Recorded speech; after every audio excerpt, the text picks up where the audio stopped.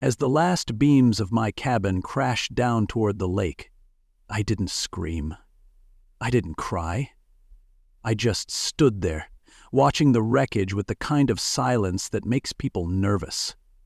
Amber Patterson, HOA president and self-importance, was grinning like she'd just won a beauty pageant and a court case at the same time.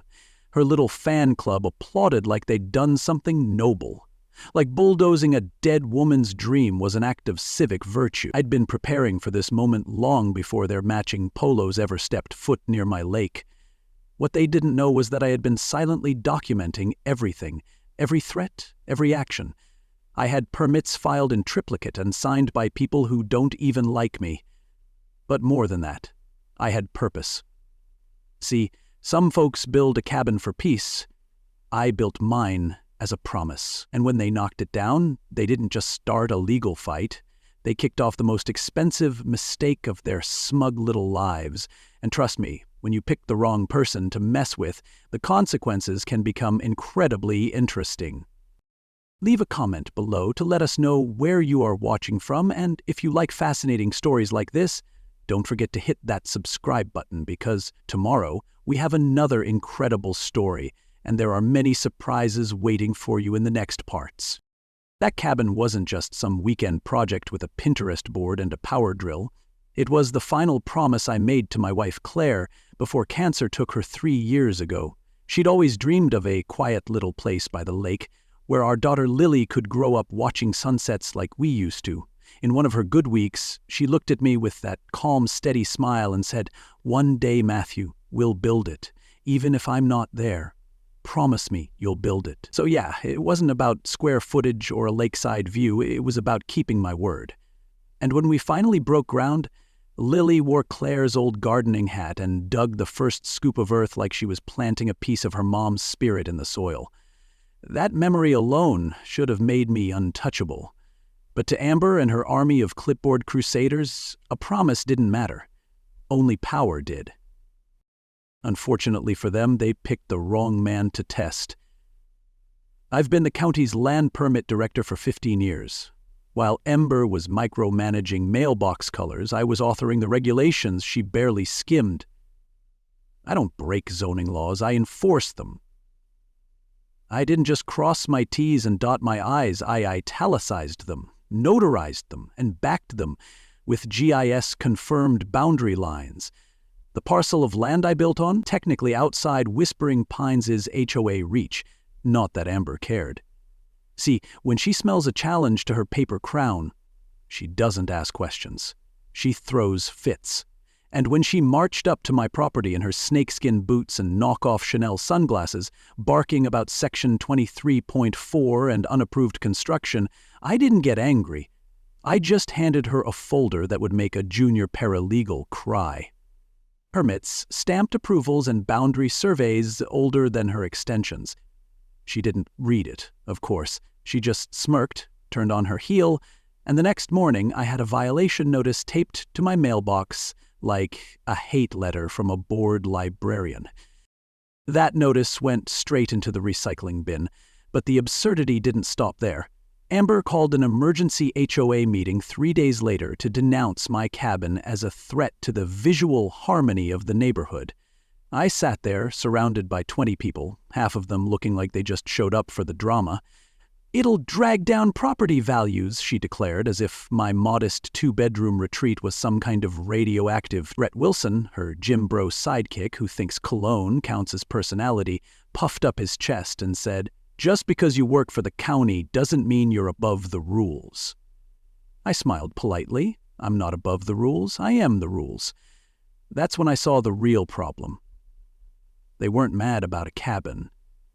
They were mad that I wasn't scared, that I didn't bow to the HOA throne like the others. And when people like Amber see someone they can't control, they don't retreat, they double down. As I walked out of that meeting, Jessica Morgan, my neighbor and a real estate attorney with zero tolerance for bullies, caught up to me.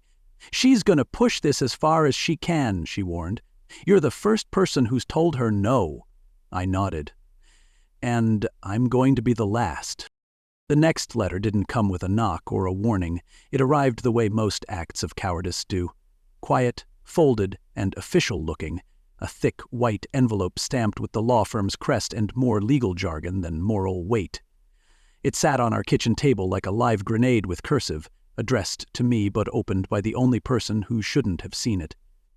Lily got to it before I did, her morning routine of grabbing her lunch interrupted by the bold black print and stiff paper. "Dad, is this about the cabin?" she asked, her voice caught somewhere between curiosity and worry. I took it from her gently, pressing it shut as if I could unsee the headline. Intent to seek injunctive relief.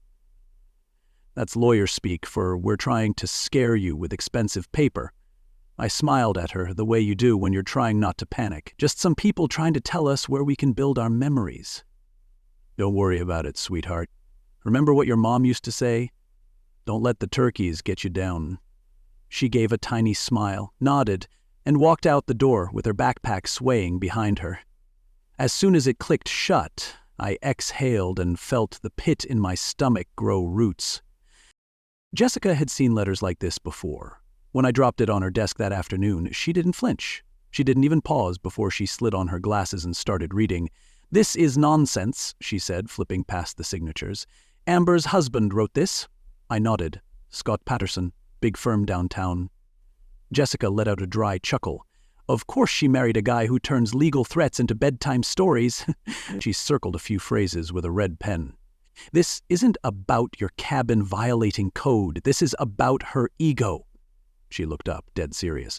"Just because it's typed doesn't make it legal, Matthew. Half of this wouldn't survive a courtroom, let alone a zoning board."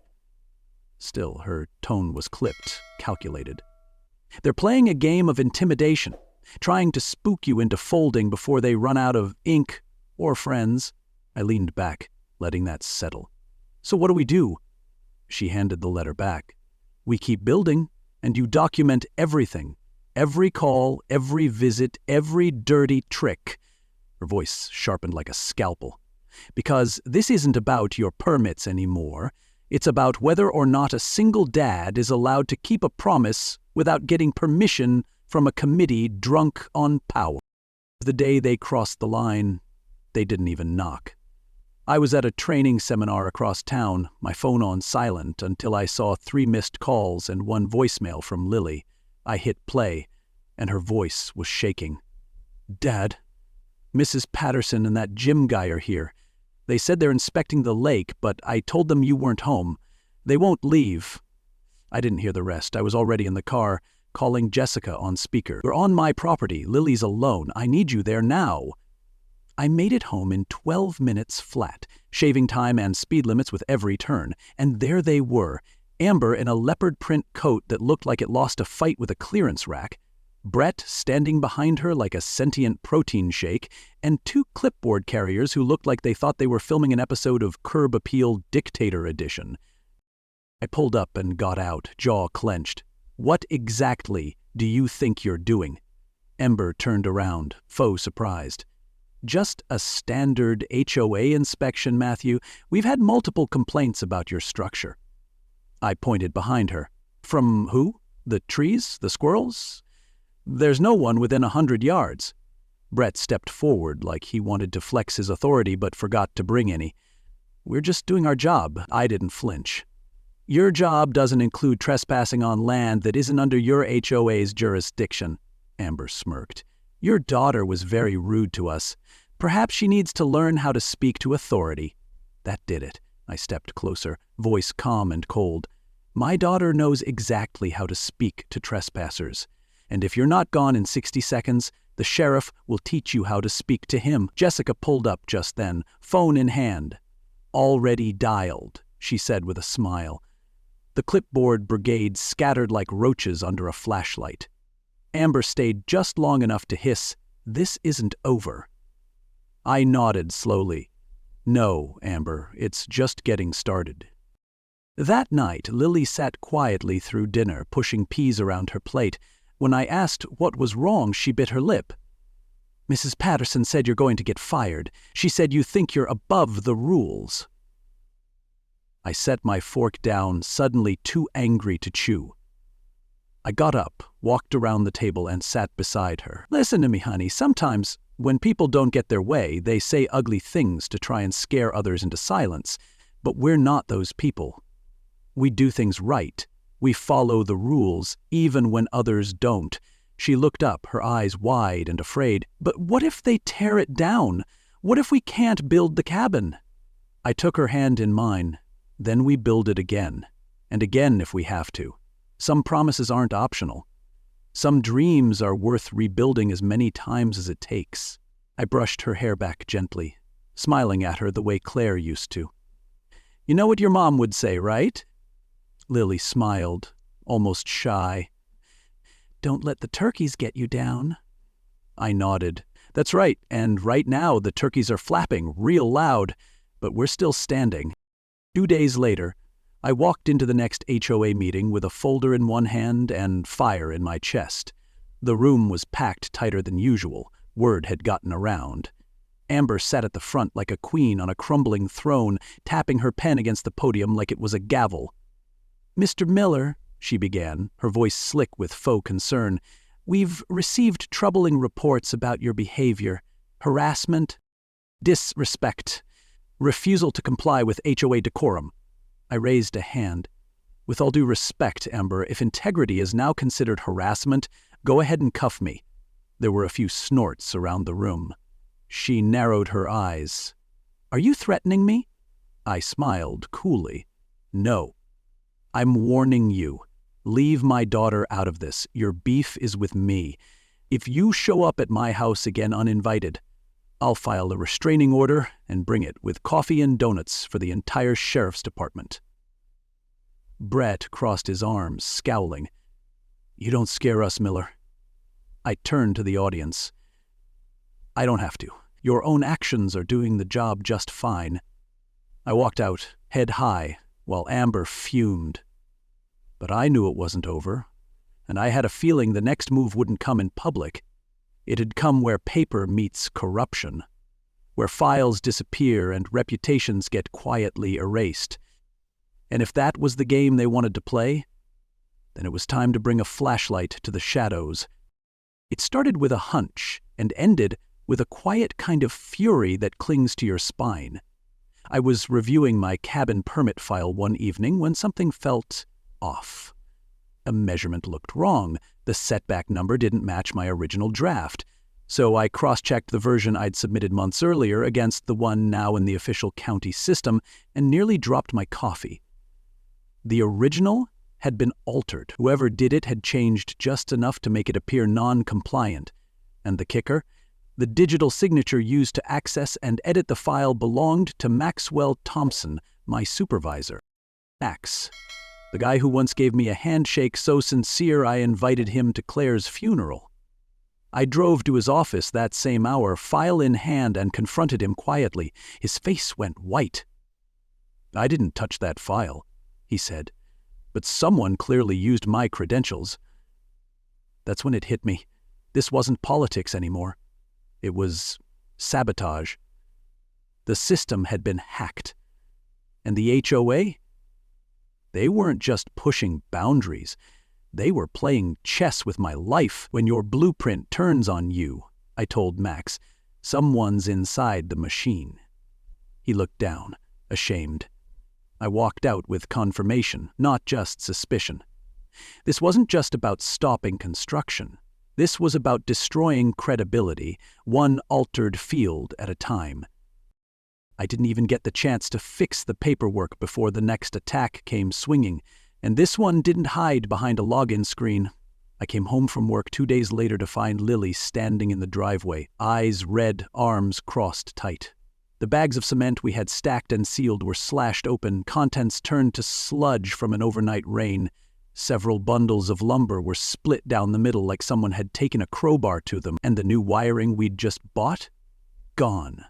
Not stolen, just scattered and soaked beyond use. My breath caught, not because of the cost, but because of what it meant. They weren't just trying to stall me. They were trying to break me. Our cameras should have caught it all, but when I checked the system, the footage was wiped, deleted, erased, like it had never happened. I stared at the blank screen, and for the first time in months, I felt real rage rise in my chest. Whoever did this didn't want evidence. They wanted darkness. They wanted us afraid. And Lily? She just stood there, her small hands gripping the hem of her shirt. "It was okay this morning," she said softly. "I checked before school." I hugged her, held her longer than I usually did, and whispered, "They want to scare us, but we don't rattle easy." Still, as she walked inside, I looked back at the damage and felt the weight of the war Amber had declared. The next morning, I stopped by George's hardware store. He was behind the counter sipping coffee from a world's grumpiest grandpa mug, reading a fishing catalog like it was the New York Times. "You look like a man who needs more than just nails," he said without looking up. I told him what happened. He didn't flinch, just set his mug down, went into the back, and returned with a box that looked like it was shipped from Fort Knox. Military-grade surveillance, waterproof. Night vision, cloud connected. If they're watching you, you're starring in your own legal docuseries now. I reached for my wallet. He waved me off. "Call it a delayed wedding gift. Claire was a gem. She deserves that cabin, even if she's not here to sit in it." We spent the afternoon wiring up the property like we were prepping a safe house. No blind spots, no weak feeds, every angle covered. As the final camera clicked into place, George handed me the app on his phone and grinned. "Justice isn't blind. Sometimes it just needs better lenses." That night, as Lily slept and the new cameras streamed flawlessly to the cloud, I sat on the porch and watched the trees sway in the moonlight, thinking about how something so simple, so peaceful, had turned into a battleground. But at least now I had a flashlight aimed at the shadows. 2 days later, I found out just how theatrical Amber could be when her sneaky moves didn't stick. I was laying insulation when I heard chanting. Not spiritual, not uplifting, just loud and annoying. I walked up the ridge and saw them. A dozen HOA loyalists holding hand-painted signs. "Protect property values," "No rustic cabins," and, my personal favorite, "Code is code." It was less protest and more Pinterest panic, a flash mob of hypocrisy armed with hashtags and Home Depot pitchforks. They took selfies, tagged each other, and pointed their signs like swords toward a cabin that was, ironically, boosting their neighborhood's resale appeal. I stood there, arms crossed, watching them like a man observing a dog trying to drive a car. Entertaining, harmless, loud. They stayed for an hour, got tired, and left. But not before Amber shouted, "We've filed a formal complaint with the county. You can't hide behind your job forever." I didn't respond. I didn't need to. I just smiled like a man who already knew what was coming. Because when outrage runs out of oxygen, all it leaves behind is smoke and silence. And from where I stood, they were choking on their own performance. I was sitting in a planning department meeting the next week when my phone buzzed non-stop. 7 calls, 1 from Lily, 2 from Jessica. I excused myself and picked up. Lily's voice was trembling. "Dad?" "They're here, with trucks. They're tearing it down." I froze. My brain refused to register it. "Who?" I asked.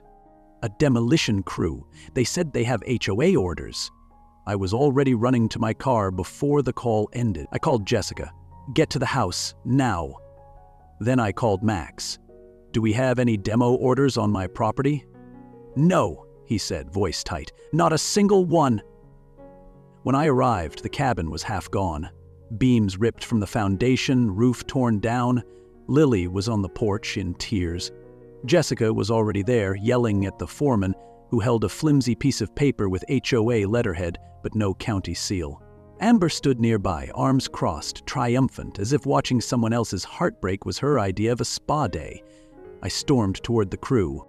"This is illegal. You have no permit. You are destroying private property." Max pulled up seconds later and flashed his badge. "Shut it down, now. There are no authorized demolitions here." The foreman hesitated. Amber stepped forward. "We're enforcing community standards." I turned to her, voice low and lethal. This land is not in your jurisdiction. This is fraud. This is trespass. And this is the moment you'll regret for the rest of your privileged little life." She smirked, but I saw the fear twitch in her eye. Brett stepped between us. "Careful with the accusations, Miller." I looked him dead in the eye. "Call the sheriff. I dare you. I'd love to explain how you bulldozed a grieving widow's promise." Just then, the rest of the frame collapsed behind us with a crack that echoed across the lake. Lily let out a sob. I turned back to Ember and said, calm as Sunday morning, "You didn't just break wood. You broke a father's promise, and I hope to God you kept your receipts." The next morning, my dining room stopped being a place for waffles and homework and became what Jessica lovingly dubbed War Room Alpha. We moved aside the table, cleared the bookshelf, and brought in George's old rolling whiteboard, the kind that still had faded notes from a 2008 town hall about speed bumps. Across the top in red marker, Lily had written, "Operation Burn the Clipboard." It stuck. Jessica pinned up maps, legal documents, HOA bylaws. George brought donuts and duct tape, said both would come in handy. Lily took charge of highlighting every HOA violation mentioned by neighbors. At 13, she handled data like she was preparing to testify before Congress. The grief that had hovered around her after the cabin fell had hardened into something sharper, focus. Meanwhile, I started combing through old files with a quiet fury. We didn't need revenge. We needed receipts. And when you shine enough light on a bully, they stop looking like a threat and start looking like a tantrum with a name tag. Jessica's first big find came with a faded map, a notary stamp from 2003, and a coffee ring that had probably been there since before Amber bought her first power suit. "Take a look at this," she said, pointing to the original Whispering Pines HOA boundaries. My property wasn't just outside of it, it was a full plot and a half away. But then came the kicker. In 2018, the HOA had filed an amendment to expand its reach to the without informing most homeowners or securing the required 75% approval. "They drew lines like drunk pirates with a Sharpie," Jessica muttered. "No vote, no legitimacy. That made every warning letter, every fine, every so-called regulation they'd thrown at me the equivalent of scribbles on toilet paper." The amendment file was signed by none other than Amber Patterson herself, backed by a single-page public notification stapled to a telephone pole outside the HOA clubhouse on Christmas Eve. Sneaky, sloppy, and very illegal.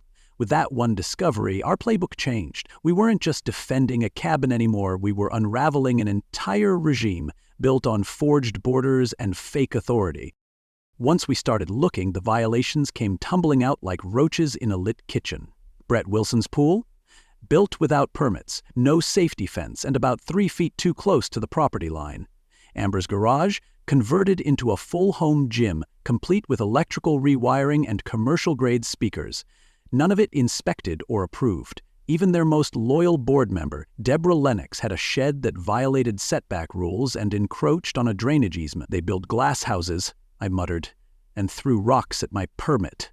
As land permit director, I had access to every file, every blueprint, every inspection record. I didn't bend a single rule. I just opened the books and let the numbers speak. Jessica filed official notice requests for a full review of HOA board properties. Meanwhile, I reassigned county inspectors I trusted to carry out full compliance checks. No vendettas, just the law. Applied equally, funny thing happens when people who scream about rules realize they've been breaking them louder than anyone else. They get real quiet, real fast. But Amber wasn't done, not by a long shot. A week after her little demolition stunt, she showed up at my office unannounced, heels clicking like gunfire on the tile. She had makeup on like she was headed for a courtroom or a funeral. She didn't ask to sit, just dropped into the chair across from my desk and said, "Let's end this." I kept my hands folded. "That so?"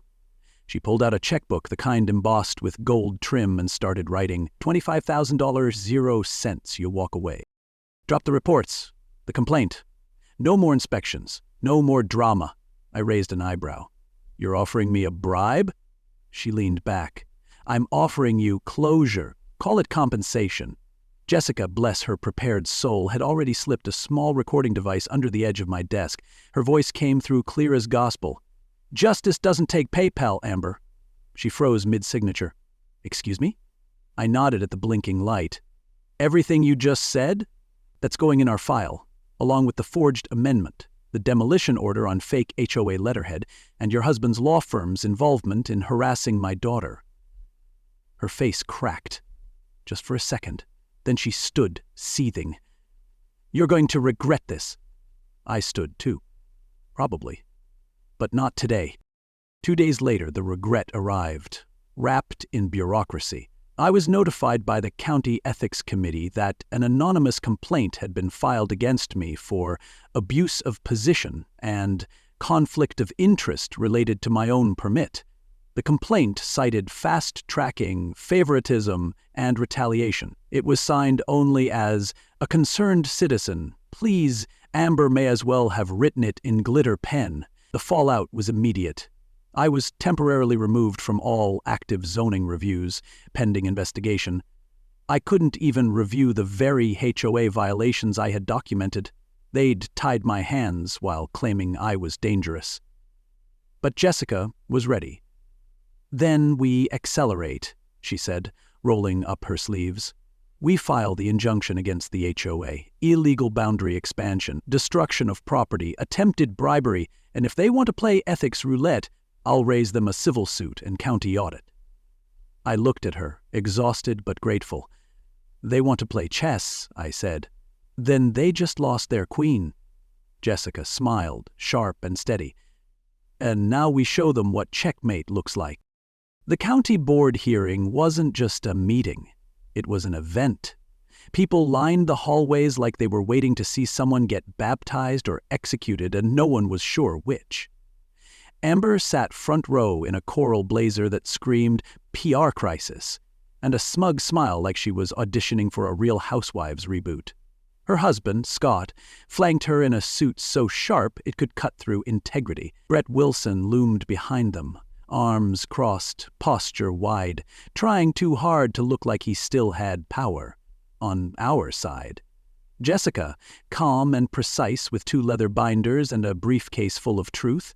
George, in his veteran ball cap, chewing a toothpick like it was a war strategy. And Lily, sitting quietly beside me, holding a folded piece of paper in her lap like it weighed more than a brick. When it was her turn to speak, she walked to the microphone, straight-backed and steady. "My name is Lily Miller," she began. "This cabin was my mom's dream before she passed away. It was never meant to be fancy or big, just a place where we could feel her again." Her voice cracked once, but she kept going. "Mrs. Patterson tore it down while my dad was at work. They didn't care what it meant, they just wanted to win. You could hear a pin drop if pins had feelings. Even the commissioner blinked like someone had just handed him his conscience back. Justice wasn't cold that day. It was warm and personal and finally in the room. Scott Patterson tried to steal the show with a thick file of alleged misconduct, painting me as a rogue official abusing my post. The crowd murmured until Jessica stood up and asked the board to compare his documents with the county server's official logs. Commissioner Davis granted the request. They pulled up the original files, untouched and time-stamped, then matched them against the altered versions Scott had submitted. The room shifted. Tension turned to disbelief. The IT specialist confirmed the changes had been made using unauthorized access. Scott's jaw tightened. Then Jessica asked to play a recording. Amber's voice filled the room, clear and unmistakable. 25,000. Drop it all. Call it compensation." Her words echoed, followed by silence so pure it felt like everyone had stepped outside the laws of physics. The smugness drained from Amber's face like someone unplugged her ego. Jessica calmly turned to the board. "We rest our case." It was the legal version of a mic drop, and it landed like thunder on wet stone. Olivia Stewart stood up next, soft-spoken but clear. "I've been part of this HOA for 11 years. I've watched good people move away, cry, stay quiet out of fear, but what I saw in that recording wasn't leadership, it was corruption. Other homeowners followed: teachers, nurses, small business owners, people who had painted their mailboxes the wrong shade of beige and paid for it. A man named Jim stood and said, "I once got fined $200, 0 cents, because my daughter's bike was left on the lawn for 20 minutes. Meanwhile, Ember's been funneling HOA funds into research trips." The room shifted again, not just legally but spiritually. A crowd that used to whisper was now demanding answers. "Fear ran the HOA," Olivia said, "until laughter walked in, and now we want our neighborhood back." You could feel the moment when Amber realized she was no longer feared. She was a punchline wrapped in policy, and everyone was tired of the joke. The verdict came fast. The board found no evidence of wrongdoing on my part. Every permit had been filed and reviewed by someone else with no special treatment. But they did find plenty to say about the HOA. "This board is suspending Whispering Pines HOA's enforcement authority pending a full investigation," Commissioner Davis announced. "We also recommend Mrs. Patterson step down, effective immediately." Amber stood up, red-faced and stammering. "You can't do this. I built this community." George muttered, "That's the problem." Brett tugged her arm. She shrugged him off. "I'll sue. I'll bear you in court." Davis raised his gavel. "Mrs. Patterson, if you cannot maintain decorum, you will be escorted out." That was the final act of her crown. She stormed off with her husband trailing behind, the audience too busy clapping to care. I stood quietly, letting the noise wash over me, feeling more relief than celebration. It was over. At least this chapter. My name was cleared. But more importantly, my daughter saw what it looks like when truth beats threats. The fallout came fast and sweet. The court ordered the HOA to pay $70,000, 0 cents in restitution, enough to rebuild the cabin and add a few solar panels for spite. Amber listed her home within the week, a rush sale priced below market just to escape the heat. Brett followed a month later, his gym's Yelp rating mysteriously tanking after screenshots of his HOA antics made the rounds. Jessica called it poetic. I called it overdue. They moved out faster than they moved in on my rights, I joked to George, who laughed so hard he nearly dropped his sandwich. Olivia took over the HOA, this time with a real vote, and declared the first community event would be a block party, with free beer, no bylaws, and absolutely 0 inspections. The permit? Filed properly, of course, by me, just another neighbor, just a man keeping a promise with a hammer, a heart, and a whiteboard that still said, "Operation Burn the Clipboard." Rebuilding the cabin didn't begin with nails or permits. It began with casseroles and apologies. The morning after the court ruling, George showed up with a tool belt, 3 thermoses of coffee, and a crew of regulars from the hardware store. "You think we were going to let you rebuild this thing alone?" he said, already pulling lumber from his truck bed. Neighbors who had once looked the other way now parked themselves in my driveway with hammers and folding chairs. Olivia organized shifts. Lily stood in the middle of it all, holding her sketchbook like a blueprint for a second chance.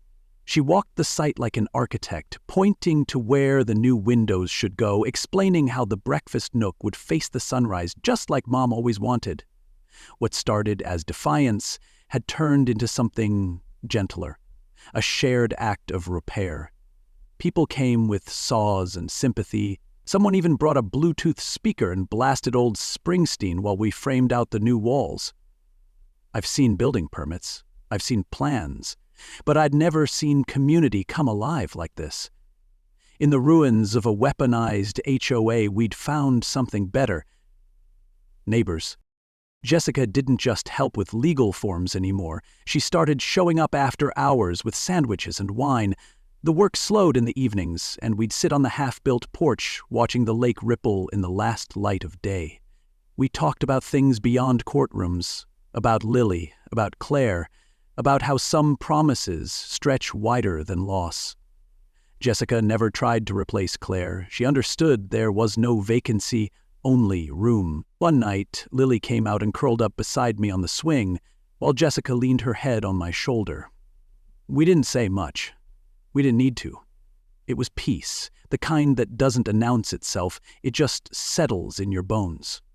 I thought back to that first morning when I stood alone in the ashes of that cabin, and now here I was, surrounded by sawdust and laughter, and a woman who stayed even after the fight was over. We weren't just building a structure anymore, we were building forward. Under Olivia's leadership, the HOA didn't just change, it evolved. The new board met with clipboards, sure, but this time they brought cookies too. They rewrote the charter, prioritizing fairness over fines. The first motion passed, no more violations for mailbox paint or unsightly grass.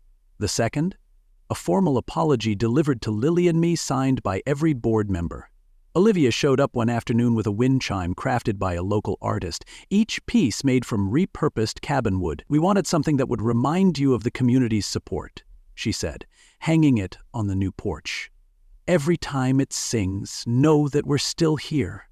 I thanked her, not with words, but with a long handshake and that look people give each other when they've both seen the same war and survived it from opposite trenches.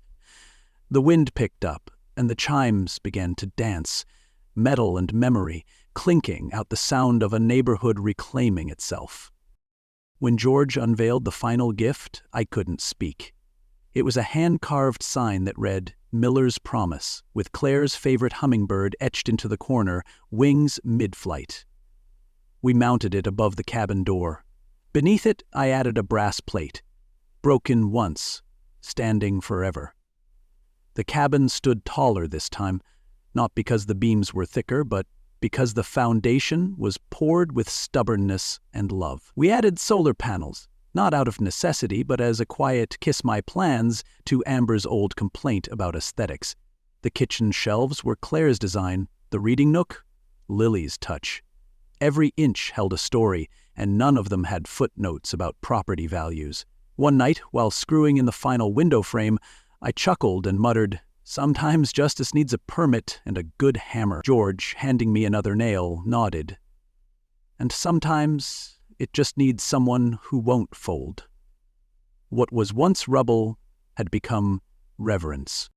Our first night sleeping in the new cabin, the three of us sat on the porch swing under a sky so clear it looked deliberate.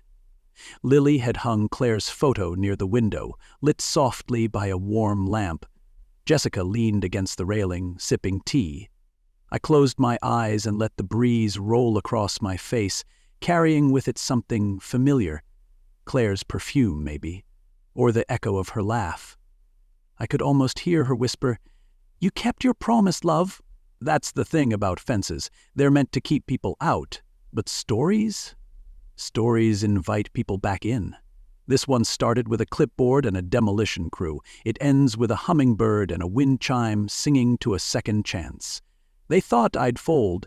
They thought a lakefront permit was something you could erase with a frown and a fine. They didn't know who they were messing with. Now the whole lake does. Leave a comment below to let us know where you are watching from, and if you like fascinating stories like this, don't forget to hit that subscribe button because tomorrow we have another incredible story and there are many surprises waiting for you in the next parts.